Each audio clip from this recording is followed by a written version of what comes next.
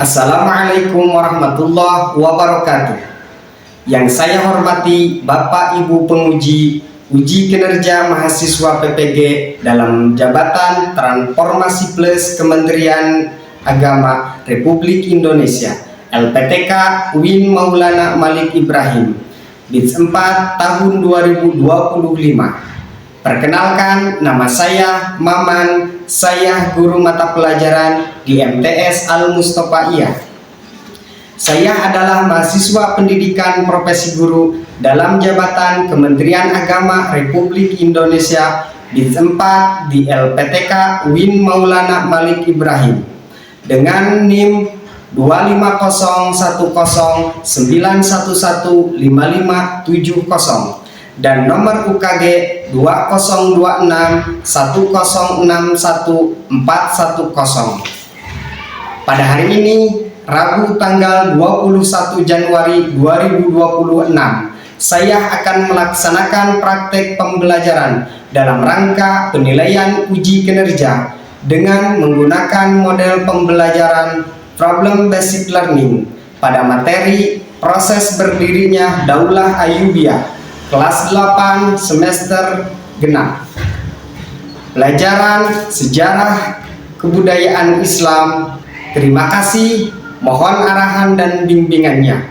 Selamat menyaksikan. Wassalamualaikum warahmatullahi wabarakatuh. Bismillahirrahmanirrahim. Assalamualaikum warahmatullahi wabarakatuh. Waalaikumsalam warahmatullahi wabarakatuh. Masih semangat? Sebelum kita belajar, alangkah baiknya kita akan berdoa terlebih dahulu. Dan untuk berdoa nanti akan dipimpin oleh ketua kelas kita. Kepada Ananda Rafael untuk memimpin doa bersama-sama. Sebelum kita mulai pelajaran, kita berdoa dulu. Untuk berdoa kita bacakan Al-Fatihah dulu. Baca Al-Fatihah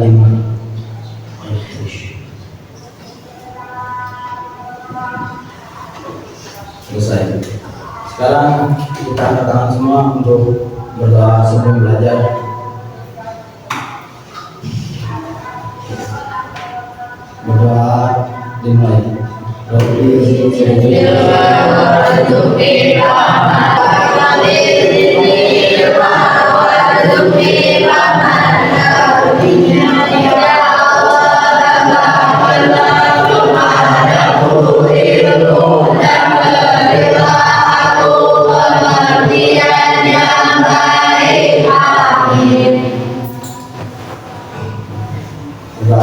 Sudah selesai, kita laksanakan. Masih semangat? Apa kabar semuanya? Alhamdulillah, luar biasa ya. Pada kali ini, pada kesempatan ini, di pagi cerah yang hari ini, kita semua bisa melaksanakan pembelajaran kembali dengan mata pelajaran sejarah kebudayaan Islam. Nah, sebelum itu Bapak akan mengecek dulu kehadiran kalian. Ya, Bapak akan mengabsen satu persatu. Muhammad Arfa, Muhammad Billy, Aisyah, Tina Husnul Mubniyah. Baik, semuanya hadir? Oke. Alhamdulillah semuanya hadir ya. Nah, baik anak-anak sekalian, untuk pembelajaran kali ini supaya kita membagikan cinta tanah air, maka kita akan menyanyikan lagu nasional terlebih dahulu.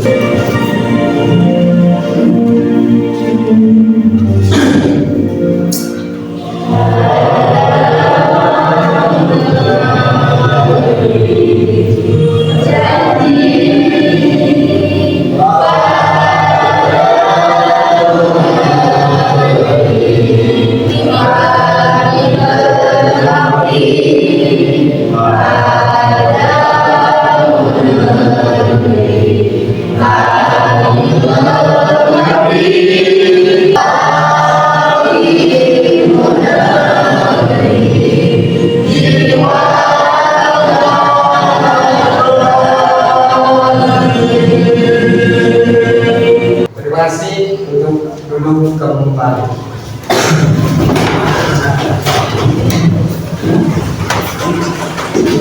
Alhamdulillah kalian tadi sudah mengikuti yaitu lagu nasional yang dengan hikmat kita bersama-sama menyanyikannya.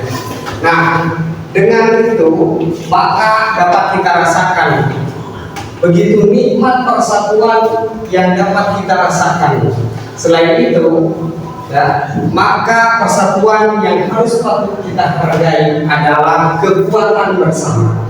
Kenapa demikian? Karena dengan persatuan, sesulit apapun hambatan yang kita dapatkan, maka kalau kita bersama-sama itu dapat kita selesaikan dengan baik. Seperti halnya bangsa kita dilanda ujian, ya, bencana di mana-mana. Tapi kalau kita benar-benar dan bersama-sama bergotong royong, saling membantu, saling empati, saling memberi, maka itulah bentuk generasi. Oke. Nah, untuk selanjutnya itu Bapak akan menampilkan gambaran awal.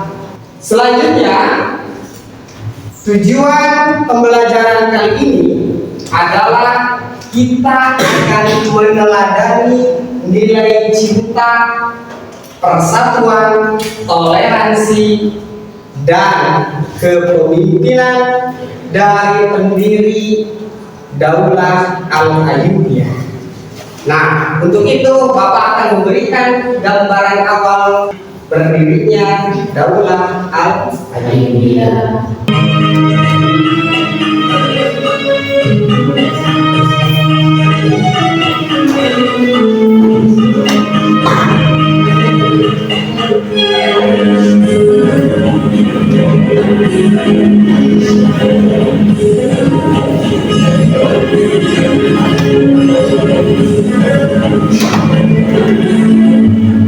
Baik, ya alhamdulillah kalian sudah menyaksikan yaitu bagaimana ya gambaran awal dalam pembentukan dinasti Al-Ayyubiyah. Nah, di sini kalian bisa lihat warna peta yang warna hijau. Nah, peta yang warna hijau ini pada dulunya ini adalah wilayah Mesir dan Suriah. Nah, di wilayah Mesir dan Suriah ini sebelum berdirinya dinasti Al-Ayyubiyah, maka dulu ini wilayah Mesir dikuasai oleh Daulah Fatimiyah. Yang mana Daulah Fatimiyah ini pada tahun 969 sampai dengan 1171 Masehi ini adalah masa kepemimpinannya. Yang mana pada waktu itu yaitu paman dari Salahuddin Al-Ayyubi dan panglima perang yaitu Asaduddin Syirkuh sebagai pamannya dan menjadi panglima perang, ditugaskan oleh Nuruddin Zangi yang sebagai gubernur dari dinasti Fatimiyah untuk menaklukkan wilayah Mesir. Maka Mesir memiliki peranan ketika proses berdirinya dinasti Al-Ayyubiyah. Dinasti Fatimiyah mengalami keruntuhan akibat lemahnya sistem pemerintahan ketika Khalifah Al-Adil terakhir, yaitu Al-Adil II. Maka dengan runtuhnya dinasti Fatimiyah, sehingga ini peluang besar menjadi wilayah kekuatan awal bagi Salahuddin untuk mendirikan Daulah Al-Ayyubiyah. Setelah itu, maka Asaduddin Syirkuh 2 bulan kemudian setelah dilantik menjadi wazir, Asaduddin Syirkuh meninggal dunia dan posisi wazir otomatis diganti oleh Salahuddin Al-Ayyubiyah, yang mana menjadi panglima perang yang sangat gagah dan luar biasa, dapat menaklukkan wilayah-wilayah sebagian besar Mesir.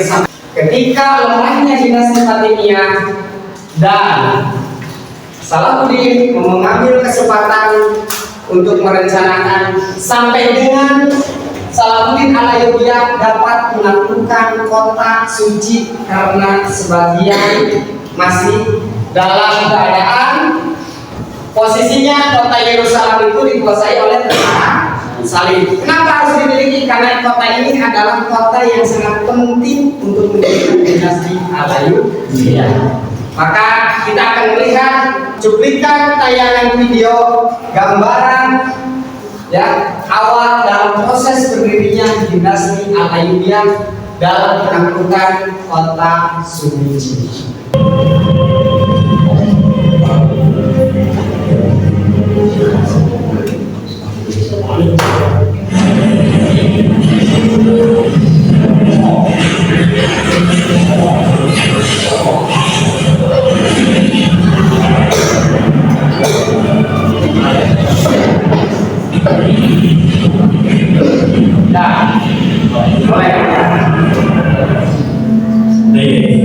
Kali ini kita akan mencoba sebuah film yang diangkat berdasarkan kisah nyata berdasarkan babak 12 tentang awal mula perseteruan antara dua umat, yaitu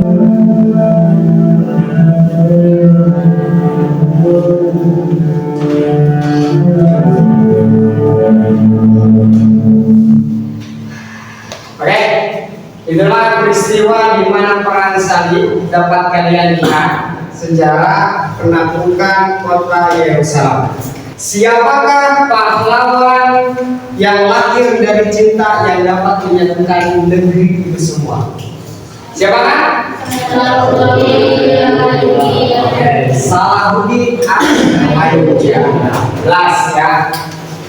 Merupakan figur yang patut kita jadikan teladan karena orangnya maaf, terus toleran, apalagi gagah, tekun ya.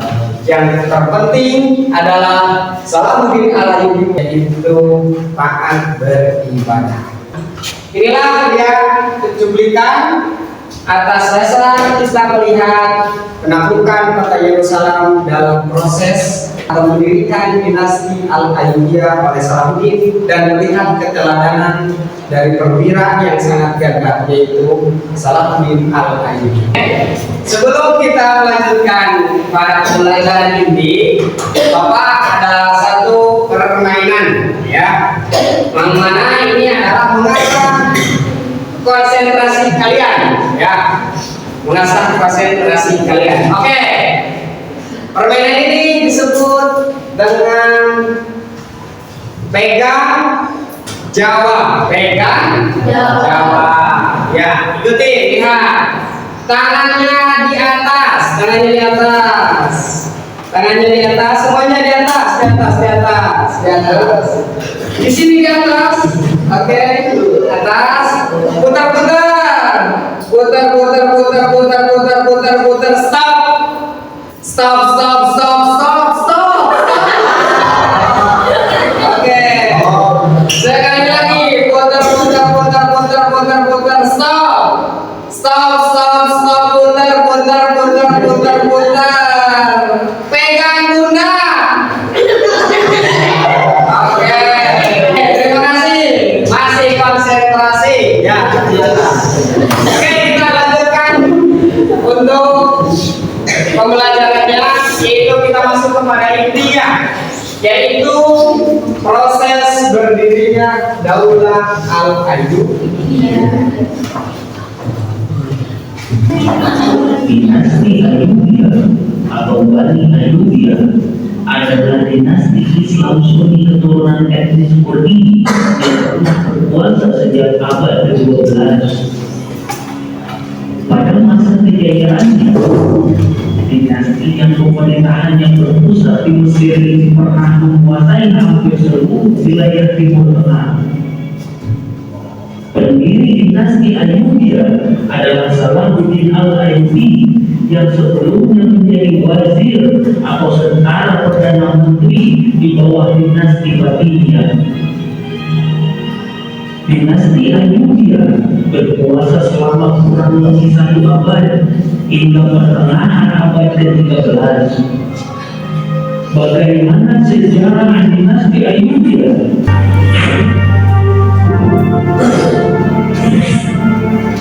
Perhatikan dengan baik. Pada pertengahan abad ke-12, dinasti Fatimiyah semakin melemah karena beberapa faktor. Salah satunya disebabkan oleh permasalahan internal, khususnya perebutan posisi wazir. Wazir adalah seorang penasehat atau menteri berkedudukan tinggi yang biasanya diperlukan dalam sistem monarki Islam. Selain itu, serangan pasukan Salim ke Mesir juga menjadi salah satu penyebab melemahnya dinasti Fatimiyah. Pada tahun 1164 Masehi, Salahuddin Al-Ayyubi dan pamannya yang bernama Sirkuh dikirim oleh penguasa Damaskus ke lemahnya dinasti Fatimiyah. Pada tahun 1164 Masehi, Salahuddin Al-Ayyubi dan pamannya yang bernama Sirkuh dikirim oleh penguasa Damaskus, yaitu Rukin Zaki, ke Mesir untuk membantu dinasti Fatimiyah melawan serangan pasukan Salim. Dalam pertempuran itu, pasukan Salahuddin dan Sirkuh berhasil mempertahankan Mesir setelah mengalahkan pasukan Salim. Untuk keberhasilan itu, Sirkuh diangkat sebagai wazir atau setara perdana menteri di Mesir pada tahun 1169 Masehi. Lalu ia hanya menjabat selama 2 bulan karena ia meninggal dunia. Jabatan wazir Mesir kemudian digantikan oleh Salahuddin Al-Ayyubi yang memiliki ambisi menggantikan Islam Syiah dinasti Fatimiyah di Mesir dengan Islam Sunni dan memerangi orang-orang perangkat dalam perang Salim. Karena posisi dinasti Fatimiyah semakin melemah, Salahuddin Al-Ayyubi pun mampu menggantikannya dengan dinasti Ayyubiyah yang didirikannya pada tahun 1171 Masehi. Dinasti Ayyubiyah telah mengalami perkembangan besar sejak didirikan oleh Salahuddin Al-Ayyubi. Ambisi Salahuddin Al-Ayyubi untuk menggeser aliran Syiah dengan Islam Sunni pun tercapai. Segera setelah berkuasa, ia juga melakukan ekspansi wilayah dengan menguasai Yaman pada tahun 1174 Masehi, menguasai Suriah pada tahun 1180 Masehi, bahkan merebut Yerusalem dari tentara Salim pada tahun 1187 Masehi.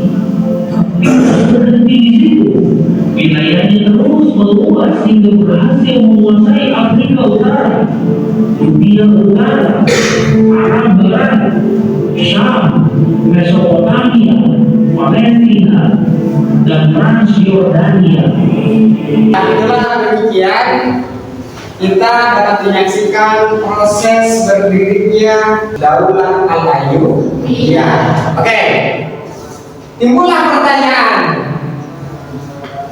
dari peristiwa tersebut, mengapa perpecahan umat Islam dapat mengundang penjajahan? Hilangnya kekuatan dan persatuan. Ya, hilangnya kekuatan dan persatuan. Oke, terus. Lemahnya kepemimpinan dan pertahanan. Ya, lemahnya kepemimpinan dan pertahanan. Ada lagi? Ada. Ya, apa? Menurunnya kepercayaan dan solidaritas. Menurunkan kepercayaan dan solidaritas. Inilah ya, ketika kita melihat umat muslim kalau terpecah belah, maka akan hilangnya kepercayaan dan solidaritas, sehingga akan ada dan sangat dekat dengan ancaman dari luar. Salahuddin Al-Ayyubiyah membangkitkan persatuan dengan landasan cinta. Seperti apakah? Dengan semangat iman yang berhasil menerima kesedihan Rasulullah, memperkuatkan militer yang mampu menghadapi pernikahan dan yang terpenting membebaskan Baitul Maqdis. Misalnya bukan hanya tentang perang, tetapi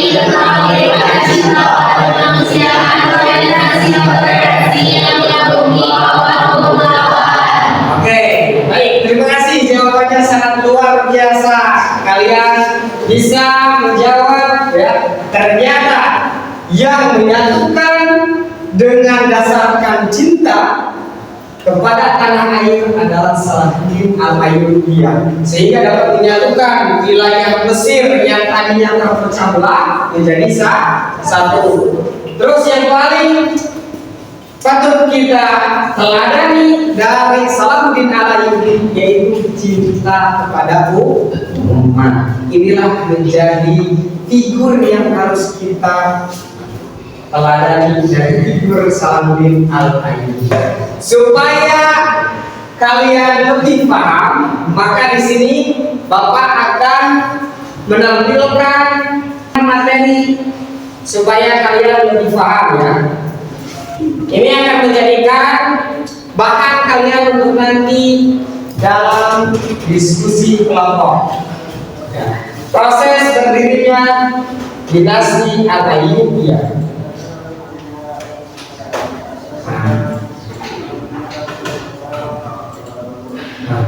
Kata kuncinya yaitu berdiri ketika runtuhnya dinasti Fatimiyah setelah kematian khalifah terakhir dari dinasti Fatimiyah yaitu Al-Adil, yang mana Salahuddin juga mengatasi ancaman dari luar yang disebabkan yaitu adanya konflik perang salib yang melatar belakangi berdirinya Daulah Al-Ayyubiyah. Dan terakhir keterkaitan nilai sejarah dengan kehidupan bernegara. Oke, inilah kata kuncinya. Nah, selanjutnya pada pembelajaran ini kita akan melihat pada fase D elemen periode pertengahan. Nah, di sini kalian bisa memahami sejarah berdirinya Daulah Al-Ayyubiyah. Oke, Daulah Al-Ayyubiyah serta meneladani para ilmuwan yang ada di dinasti Ayyubiyah serta sikap keperwiraan Salahuddin Al-Ayyubi sebagai inspirasi dalam memegang teguh prinsip toleransi kehidupan berbangsa dan bernegara. Inilah capaian pembelajaran pada kali ini. Selanjutnya, tujuan pembelajarannya yaitu mengenai tentang latar belakangnya berdiri dinasti Al-Ayyubiyah, menganalisis keperwiraan Salahuddin Al-Ayyubi, mampu menunjukkan nilai cinta, persatuan dan toleransi dalam proses berdirinya dinasti Al-Ayyubiyah. Dan yang terakhir, mengaitkan nilai sejarah dengan kehidupan berbangsa dan bernegara. Inilah dari tujuan pembelajaran pada kali ini. Latar belakang berdirinya Daulah Al-Ayyubiyah.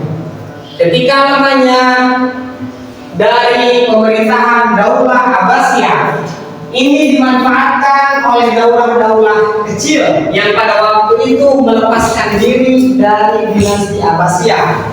Nah, ini contohnya dalam peristiwa peperangan ada disebut dengan perang salib. Ya, tadi kita sudah menyaksikan karena perang salib ini adalah dalam berebut wilayah yang sangat terpenting bagi Salahuddin Al-Ayyubi, yaitu di kota Yerusalem atau kota suci. Ya, sehingga wilayah ini setelah direbut dari tentara salib dan dimenangkan oleh umat Muslim itu, dan Salahuddin dapat menjadikan kota tersebut yaitu kota yang sangat strategis dan dominan untuk dijadikan pusat pemerintahan dari dinasti Al-Ayyubiyah. Tidak langsung berdiri karena di sini kita melihat ya, dulu itu ketika dinasti Fatimiyah masih berada, maka ada yang disebut dengan Syawar. Syawar ini adalah orang yang diperintahkan untuk menjadi khalifah di Mesir, namun Syawar bersekongkol dengan tentara salib, sehingga Salahuddin pada waktu itu untuk melancarkan ya agresi memperluas wilayahnya, yaitu diganggu oleh Syawar tersebut, sehingga pada waktu itu Syawar ditangkap oleh Salahuddin Al-Ayyubi dan kemudian Syirkuh oleh pamannya, ya, karena dapat menghalangi dalam proses berdirinya dinasti Al-Ayyubi, ya, karena setelah bersangkutan dengan tentara Salim, ya. Maka setelah wafatnya Khalifah Al-Adil pada tanggal 10 Muharram 1171 Masehi, maka Salahuddin Al-Ayyubi memproklamasikan berdirinya Daulah Al-Ayyubi. Anak-anak masih semangat? Masih. Semangat? Supaya kalian lebih konsentrasi. Ya. Oke, namanya ada permainan salah benar. Ya, ketika Bapak ucapkan yang salah, maka kebalikannya yang benar, dan begitu pun sebaliknya. Oke. Kiri. Masih ada. Kanan.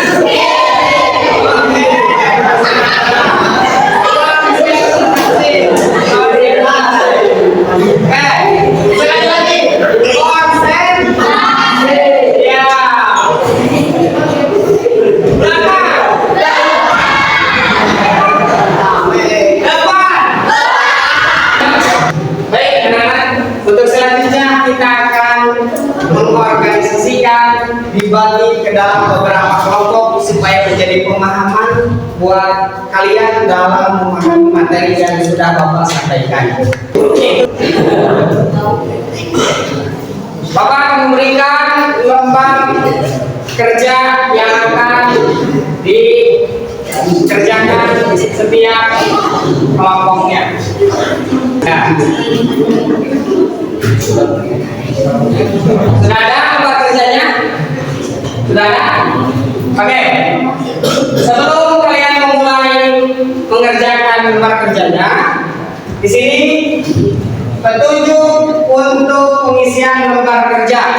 Yang pertama, awali dan berdoa, ya, memohon agar Allah Subhanahu wa taala menumbuhkan rasa cinta kepada kita, cinta pada tanah air. Yang kedua, pelajari setiap materi yang tadi sudah disampaikan oleh Bapak, baik materi tayangan video ataupun materi dalam bentuk PowerPoint. Yang ketiga, kerjakan tugas-tugas ini dengan tanggung jawab yang menjadi warga negara yang baik dan dilandasi oleh cinta. Yang terakhir, hargai pendapat temanmu dalam diskusi ini, sehingga persatuan adalah buah dari cinta, dan selesaikan LKPD atau lembar kerja yang sudah Bapak bagikan dengan rasa tanggung jawab.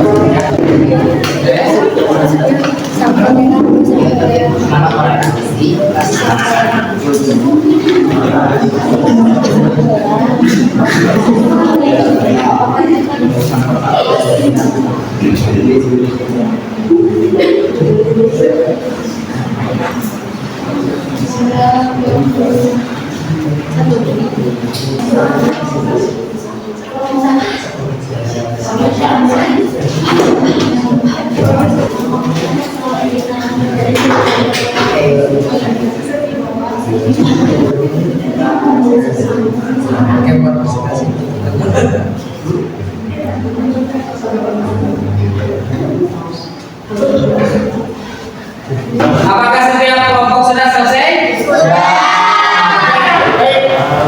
Untuk itu, silakan bagi setiap kelompok nanti akan mempresentasikan hasil kerja kelompok atau diskusi kelompoknya.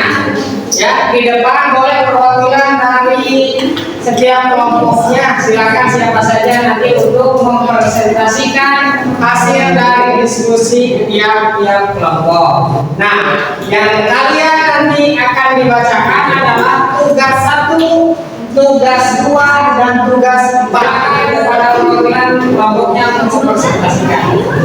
Baik, assalamualaikum warahmatullahi wabarakatuh.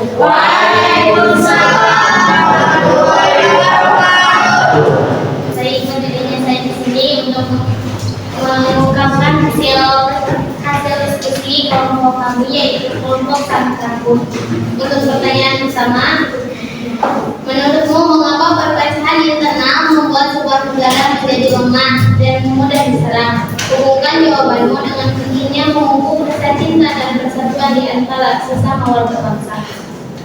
Menurut kelompok kami, perpecahan internal membuat negara lemah karena energi bangsa habis untuk konflik di dalam negeri, bukan untuk membangun dan mempertahankan diri. Kondisi ini dimanfaatkan oleh pihak luar untuk menyerang atau menguasai negara tersebut. Oleh karena itu, memupuk rasa cinta dan persatuan antar warga bangsa sangat penting agar masyarakat saling percaya, kerjasama dan kuat menghadapi ancaman. Itu yang dapat saya sampaikan. Selebihnya mohon maaf. Oke, gimana? Presentasinya bagus?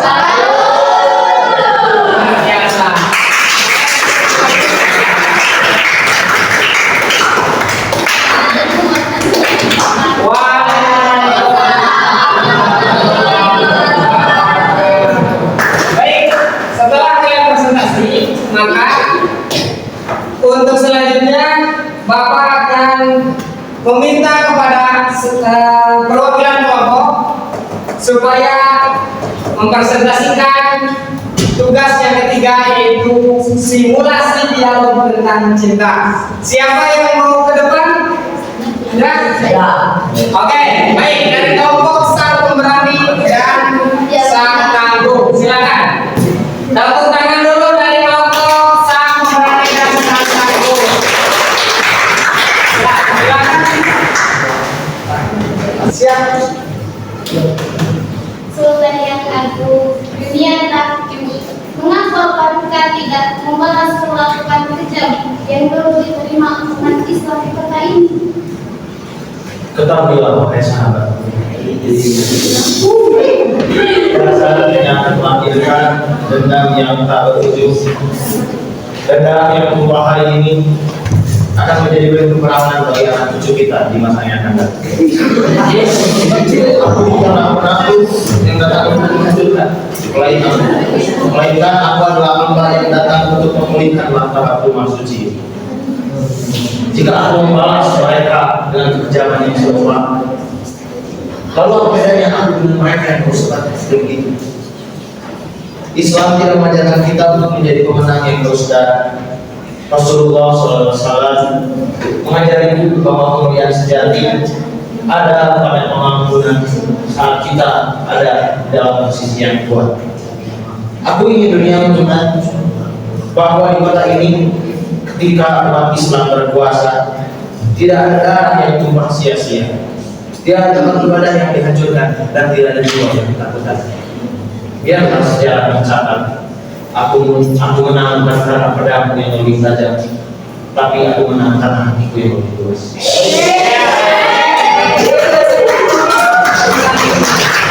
Terima kasih. Gimana? Bagus, bagus.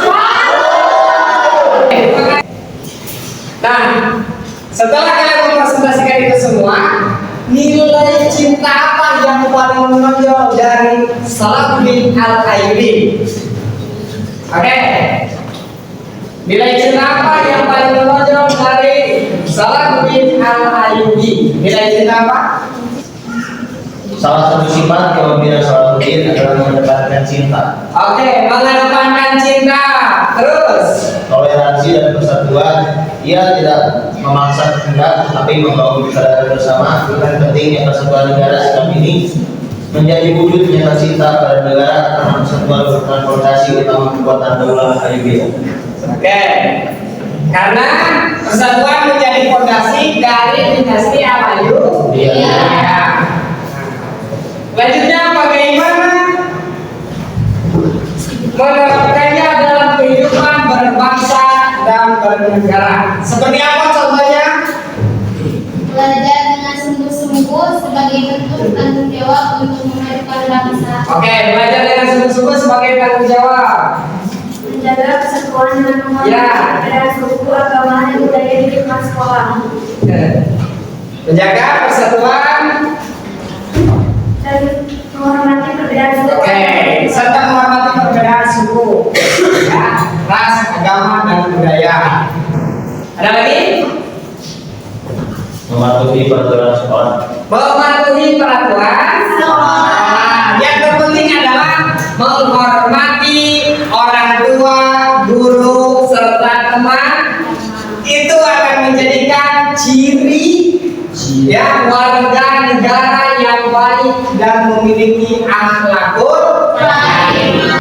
Kita bisa menyimpulkan bahwa keteladanan salafuddin al-Ayyubi sangat penting untuk kita tiru, untuk kita contoh, karena salah satunya keteladanan beliau ini sangat luar biasa bagi umat muslim, ya, dengan toleransi, penuh cinta, ya, terus penuh kasih, serta yang terpenting adalah sikapnya yang sangat toleran.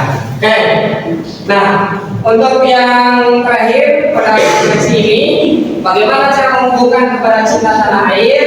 Di antaranya adalah menjaga persatuan dan kesatuan sebagai dasar yang nyata bagi bangsa.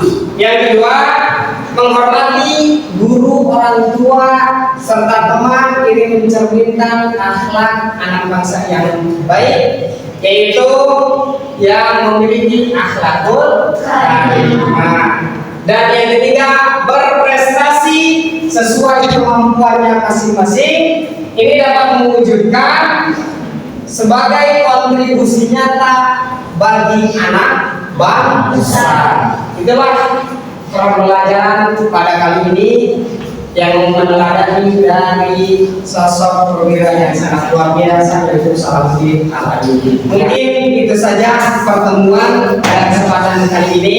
Pembelajarannya untuk kedepannya, pembelajaran yang berikutnya kita akan membahas mengenai tentang kemajuan di bidang pendidikan, di bidang ekonomi dalam perkembangan kemajuan dinasti Al-Ayyubiyah. Pembelajaran kali ini cukup sekian. Adalah yang ajmain. Dengan ditutup kita supaya lebih cinta tanah air dengan bernyanyi yang akhlak wa. Indonesia